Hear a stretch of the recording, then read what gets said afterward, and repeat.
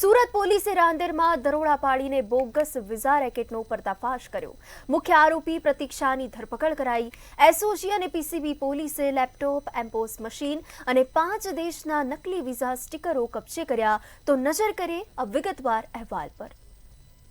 સુરત પોલીસે રાંદેરના સમૂર રેસિડેન્સીમાં દરોડા પાડી અને યુકે, યુરોપ સહિતના દેશોના બોગસ વિઝા સ્ટીકર બનાવવાના મોટા રેકેટનો પર્દાફાશ કર્યો। મુખ્ય આરોપી પ્રતીક ઉર્ફે અભિજીત શાહની ધરપકડ કરવામાં આવી છે, જે ઘરેથી જ નકલી વિઝા સ્ટીકર બનાવીને એજન્ટો દ્વારા લોકોને વિદેશ મોકલવાનું રેકેટ ચલાવતો હતો। પોલીસે લેપટોપ, એમ્બોસ મશીન અને 5 દેશોના બોગસ વિઝા સ્ટીકરો સહિતની સામગ્રી કબજે કરી છે। પ્રતીક શાહે કબૂલ્યું હતું કે તે એક સ્ટીકર બનાવવા બદલ 15,000 રૂપિયા લેતો હતો, જ્યારે ટ્રાવેલ એજન્ટો ગ્રાહકો પાસેથી 15 થી 20 લાખ રૂપિયા વસૂલતા હતા।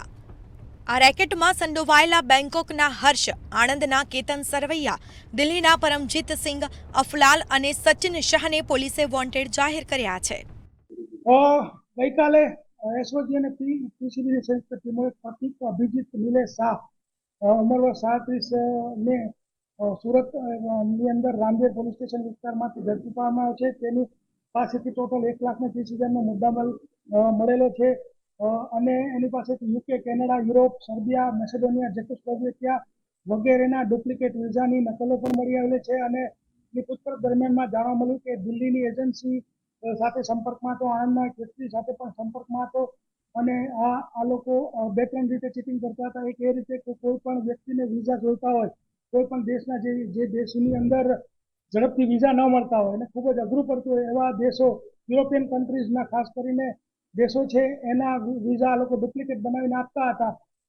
ત્યારબાદ જ્યારે વ્યક્તિ ટ્રાવેલ કરે ત્યારબાદ તે દેશની અંદર જાય તો પકડાઈ જાય, એ રીતે એક તો ચીટિંગ કરતા હતા। બીજું એવું કરતા હતા કે એની ટ્રાવેલ હિસ્ટ્રી જે છે એ ટ્રાવેલ હિસ્ટ્રી બતાવવા માટે, માની લો કે કોઈને યુરોપનો કોઈ દેશનો વિઝા જોતા હોય તો એના ટ્રાવેલ હિસ્ટ્રીની અંદર આ લોકો બીજા દેશમાં પણ ટ્રાવેલિંગ કર્યું છે એ બતાવવા માટે થઈને એના સ્ટીકરો બનાવતા હતા અને એ સ્ટીકરો જે છે એનો પણ ઉપયોગ કરતા હતા।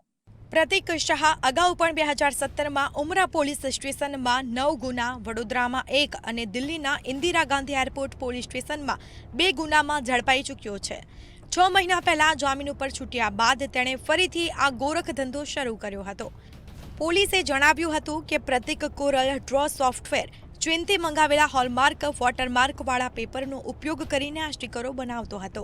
એસઓજી અને પીસીબી પોલીસે આ કૌભાંડનો ભેદ ઉકેલીને આગળની તપાસ હાથ ધરી છે। રાબિયા સાલેહ, મંતવ્ય ન્યૂઝ, સુરત।